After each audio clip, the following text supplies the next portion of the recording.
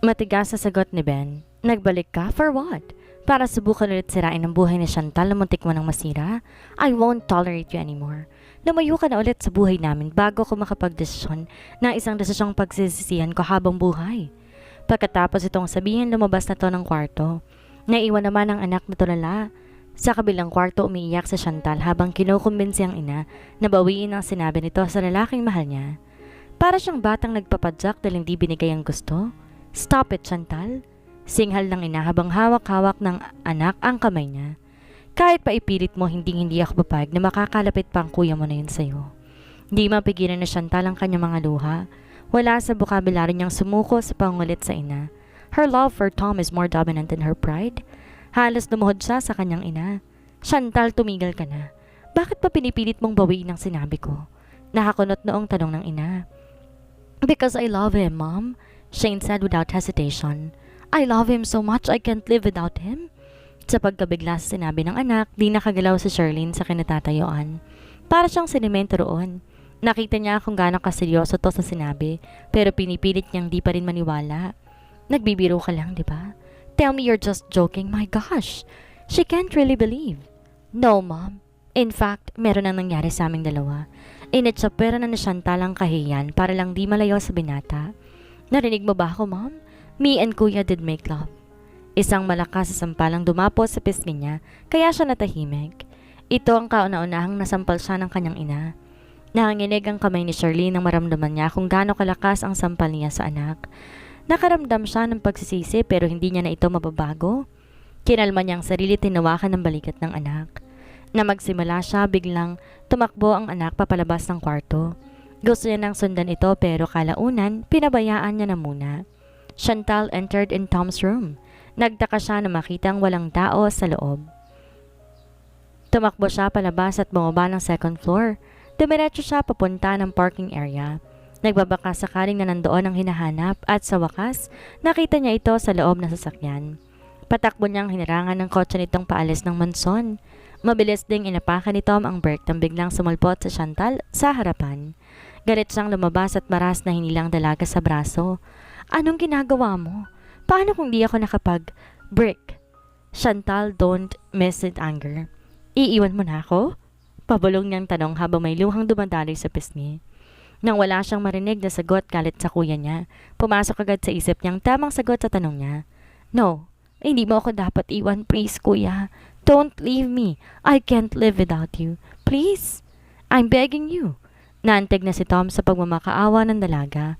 Pinunasan niya pa ang pisngi nito gamit ang kanyang mga daliri. No, hindi kita iiwan. Babalikan kita. Pangako pa niya. Sasama ako sa iyo, kuya. Isasama mo lang ako. Pagmamakaawa pa ni Chantal. Hindi ako naniniwalang babalikan mo ko. Ayoko. Sasama ako sa iyo. Pamilit nito. Litong-lito na si Tom. Di niya alam kung anong susundin niya. Ang puso niya na gusto ring makasama ang dalaga o ang isip niya na nagsasabing pampapanganaginip lamang babaeng minamahal kung papayag siya sa gusto nito. But in the end, his heart won. Dinampot niya ang kamay nito at patakbong hinila papasok ng kotse. Pinasok niya rin to sa front seat at agad din siyang pumasok sa driver's seat. Pinandar niya ang kotse at pinaharurot ito paalis doon. Alam niyang isinusugal niya ang buhay ng babaeng minamahal. Alam niyang pupwedeng masirang kinabukasan sa pagsama niya rito. Alam niyang responsibility ginawa niya, pero ang tanong, kakayanin kaya niya to? Bumalik sila sa resort. Hindi kayang dalhin ni Tom ang dalaga sa bahay niya dahil tiyak siyang pamilyar ang lugar na ito dito. Pumasok ang dalaga sa loob ng cabin nito. Tinukot ni Tom ang cellphone sa bulsa at may tinawagan. Sumagot din kagad ito. Bumuntong hininga siya bago nagsalita. Bess, prepare my flight in Sicily. Got it, sir? Sagot ng kausap. Pinatay ni Tom ang tawag. Binalik niya ang cellphone sa bulsa ng pants niya. Sumunod siyang pumasok sa cabin ng dalaga. Naabutan niyang tong inaayos ang damit sa bag nito. Namalayan siya nito. Lumapit to sa kanya habang nasa gitna pa siya ng pintuan. Yumakap si Chantal sa stepbrother niya. Kuya, thank you for not leaving me. Sa pagsama mo sa akin, naramdaman niyang walang imikto kaya't lalo niyang hinigpitan ang yakap niya dito. Nagdadalawang isip ni yakap ni Tom ang dalaga. Ngumiti to sa kanya kasunod ng pagnguso nito. Napangiti na rin siya dahil alam niya kung anong gusto nito. Marahan niyang nilapat ang labi niya dito. Smack lamang sana iyon pero agad tong pinaliliman ni Chantal. Natatawa to na maghiwalay ang kanilang mga labi. Tom flicked her forehead using his fingers. He smiled. Naughty baby? I'll be your naughty baby forever, Chantal murmured. He hugged him again. Kuya Chris, don't you really have plans to court me? Tom acted like he is thinking while his eyes were on the ceiling. Let me think.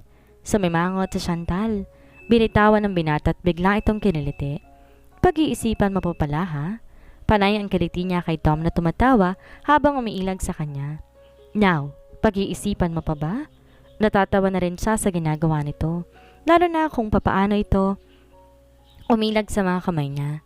Binuhat ni Tom ang dalaga. Napayaw naman to sa pagkabigla sa ginawa niya. Inihiga niya ito sa kama habang hinahawakan ang dalawang pulsuhan nito at ilalagay ang mga ito sa ulohan ng dalaga. Pilo pa siyang umiti. Taas noon naman si Chantal na nakatingin sa kanya. Halatang hindi ito umurong sa kung ano man ang gusto niyang gawin dito. Iba yata ang gusto mo, kuya?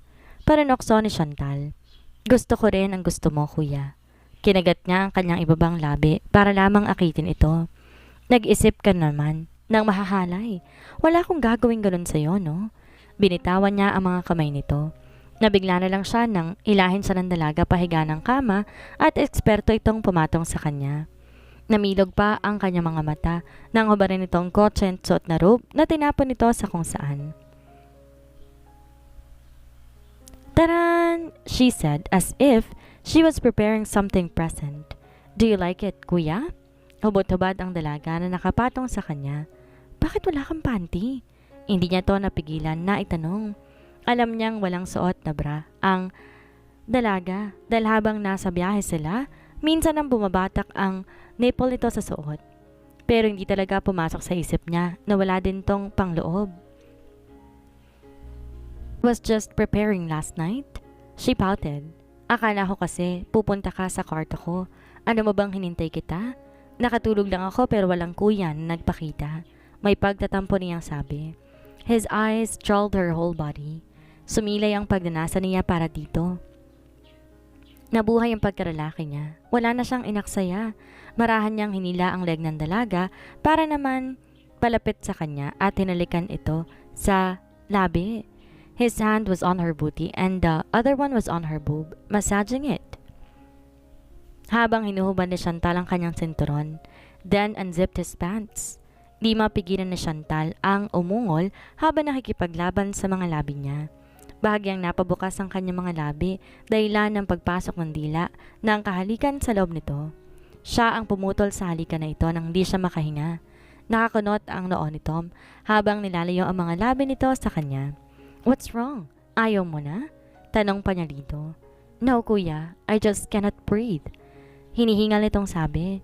Chantal remembered her kidnapper, the one who took her virginity. The way gumalaw ito habang inaangkin siya, parehong-pareho kung paano siya inaangkin ng kuya niya ngayon. At ipagkailaman niya ito o hindi, nagugustuhan niya ito. Nararamdaman niya talaga kung ganito kahibang sa kanya, Chantal. Malutong na mura pa ni Tom. I'm almost there. Come inside me, kuya. At ipinutok ni Tom sa loob ng dalaga. Taas baba naman ang dibdib ni Chantal. Hingal na hingal habang nakakaramdam siya ng magkahalong likido na lumalabas mula sa loob niya. Inalikan ni Tom sa labi niya habang tumigil na ito sa pagbayo pero nasa loob pa rin niya. Ang pagkalalaki nito. Dumako pa ang labi ni Tom sa tengkay ng tenga ng dalaga. Ready, baby? Titigil lang ako kapag alam kong di ka na nalakad papasok. Bulong niyang sabi. Ngumisi si Chantal. I am always ready for you, kuya. Sagot nito. It was 5 in the afternoon. Nagising si Chantal dahil sa kumukulab niyang tiyan. Walang naman ang tiyan niya nang umalis sila sa bahay ng mga parents nila. May narinig siyang tumawag sa cellphone sa baba ng kama. Bumangon siya at nang bababa na sana siya sa kama, napaigik siya dahil kumirot ang kasarian niya. Hindi ba naman siya tinantana ng kuya niya hanggang sa umiyak na siya. Medyo mababa lang ang kama niya kahit inabot na lamang niya ang cellphone ni Tom. Binasa niyang message galing sa nakaregister na name na Bert. Bert's message. Good evening, sir. The private plane is ready. You can fly anytime you want.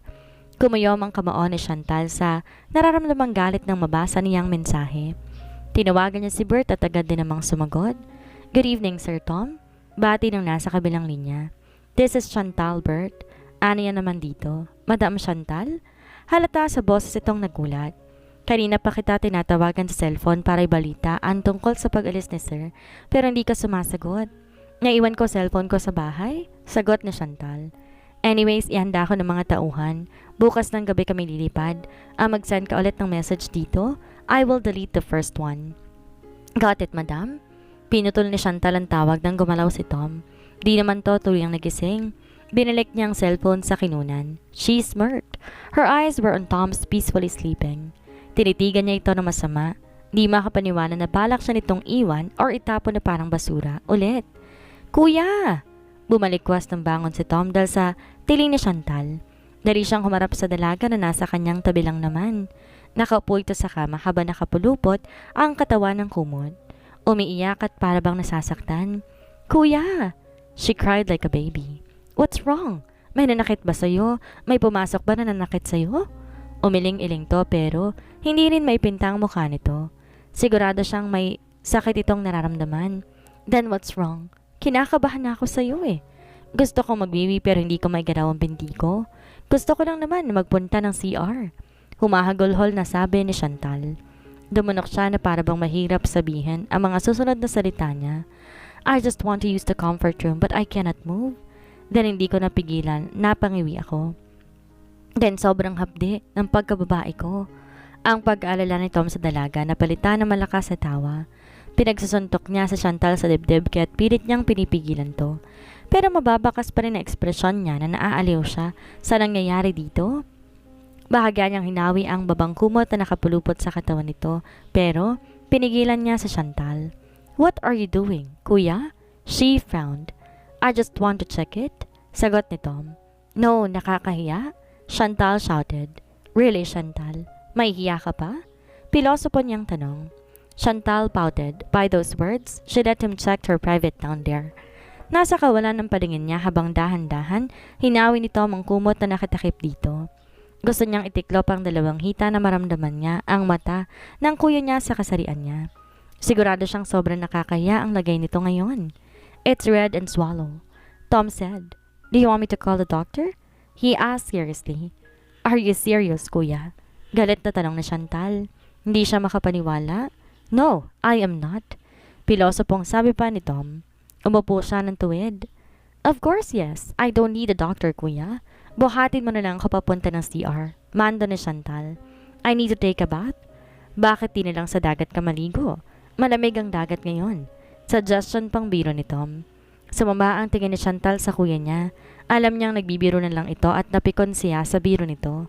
Pinagloloko mo ba ako, kuya? Maalat ang dagat. Hello? Do you want me to scream because of ache? Kuya, tapos na ako. Malumanay pang sabi ni Chantal. Can you marry me again, please? Tinungo ni Tom ang dalaga na may dalang towel. Inaralay niya itong makatayo tapos pinulupot ang towel sa katawan nito. Pinipigilan niyang tignan ang kabuuan ni Chantal. Alam niya kasi matutukso siya. Ayaw niyang lumala ang sitwasyon nito. Binuhat niya sa Chantal at pinaupo sa gilid ng kama. Pumili siya na masusuot nito sa maleta at naglabas na rin siya ng underwear.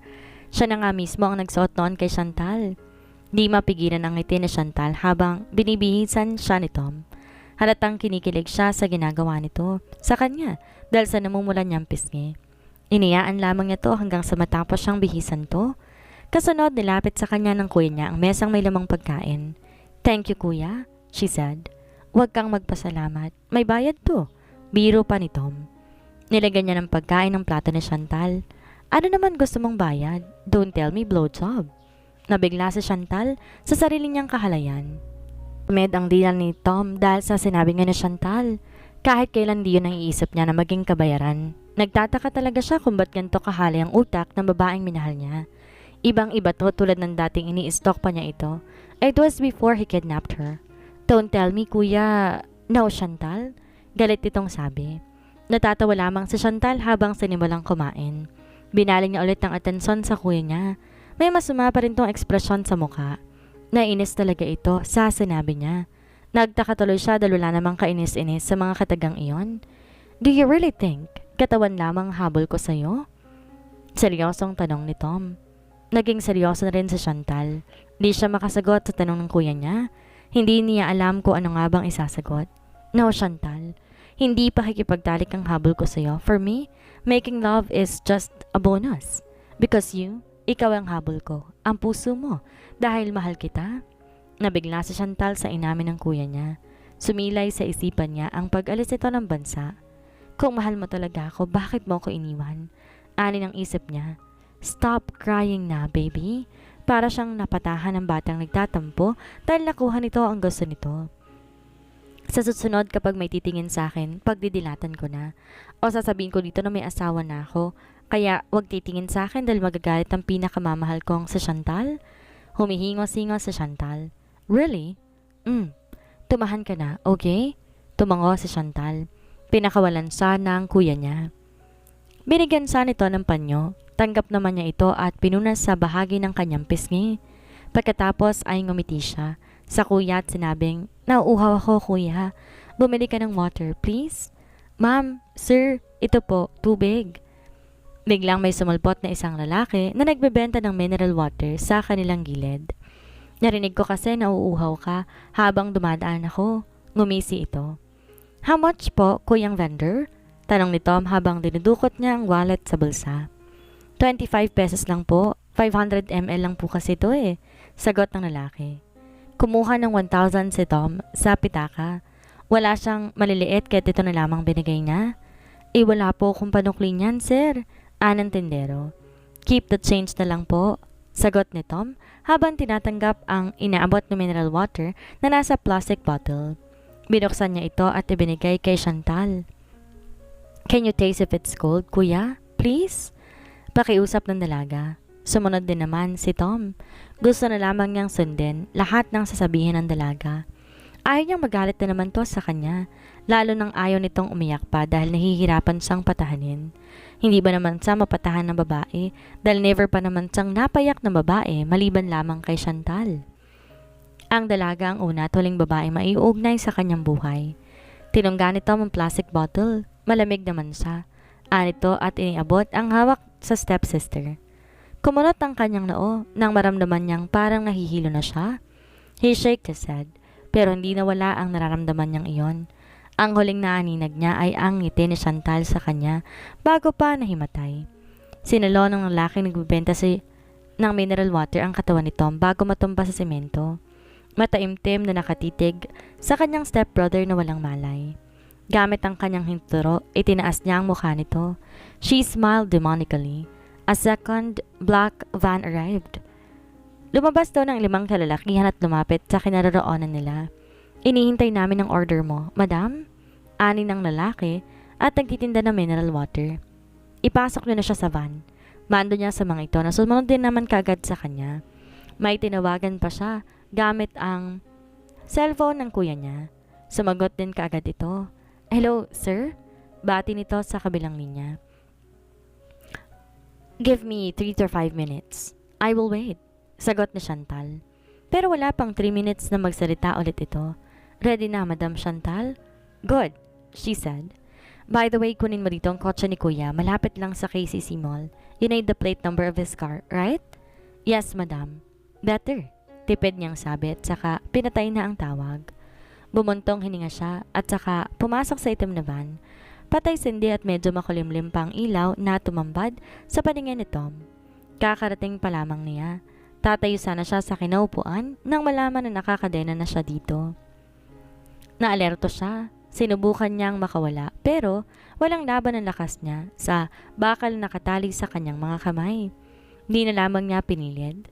Sinubukan niya na lamang kung bakit siya nandoon sa ganong sitwasyon. Umigting ang panga ni Tom nang maalala ang huling nangyari. Naalala niya sa Chantal at ang posibleng kalagayan nito. Sa pagkakataong to, mas lalong ninanais niyang makawala sa pagkakadena. May narinig siyang mga yapak at sigurado siyang namumula na ito sa isang matulis na takong. In short, babae ang papalapit sa kanyang kinaroroonan. Nagkunwari pa siyang tulog hanggang sa naramdaman niyang presensya ng tao sa kanyang harapan. I know you're awake, Chantal said. Kumunot ang noo ni Tom na marinig ang boses ni Chantal. Dali niyang binuksan ang mga mata niya at ang una na hagilap ng kanyang mga mata, isang babaeng nakaitim at nakamask. Kumabog ang puso niya. Do you like it, kuya? The mask. Do you remember it? Chantal asked seriously. Alam mo na akong kidnapper mo 2 years ago? Because of the mask, naku agad ito ang ibig sabihin ng stepsister. I am not naive, kuya. Hinubad ni Chantal ang mask na suot. At kahit makulimlim ang loob ng kwarto, kitang-kita ni Tom ang napupunong galit na mukha niya. Ngunit wala itong ginawa para hawiin yon. Nalaglag ang paningin ni Tom. Chantal?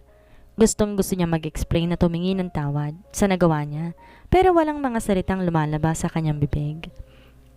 Narealize niya rin na walang salitang po pwedeng makapagpagaan sa loob ng dalaga sa laki ng kasalanan niya dito. Kinidnap niya ito at kinahasa sa edad na 18.